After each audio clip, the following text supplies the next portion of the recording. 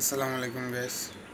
তানিম ইকবাল যে কিনা সকালে খেলতে গিয়ে বুকে ব্যথা ওঠার কারণে হাত সার্জারি হয়েছে, তার ফেসবুক পেজে তার অ্যাডমিন একটা পোস্ট দিয়েছে। পোস্ট আমি আপনাদেরকে সবাইকে পড়ে শোনাচ্ছি। সকালে টসের পর হালকা বুক ব্যথা অনুভব করে সংশ্লিষ্ট খেলোয়াড় বিষয়টি দ্রুত দলের রিভিউ ট্রেনারকে জানায়। যখন তানিমের বুক ব্যথা ছিল প্রাথমিকভাবে গ্যাস্ট্রিকের জনিত সমস্যা মনে করে গ্যাস্ট্রিক ওষুধ খাওয়ার পরে ব্যথা যখন সঠিক না হয় তখন তারা একটু চিকিৎসা শেষে তিনি বিকেএসসিতে ফিরে আসেন।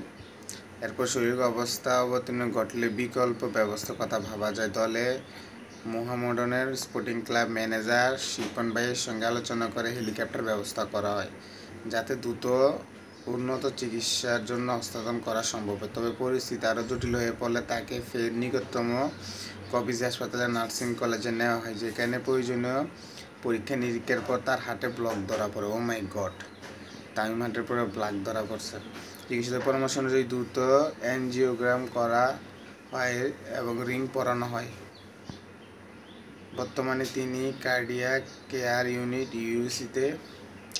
সিসিইউতে আছে। তার সুস্থতার জন্য সবাই দোয়া কামনা করা হচ্ছে যাতে দ্রুত সুস্থতা স্বাভাবিক জীবনে ফিরে আসতে পারেন। ও মাই গড, তামিম ইকবালের এই বয়সের হার্টে রিং করে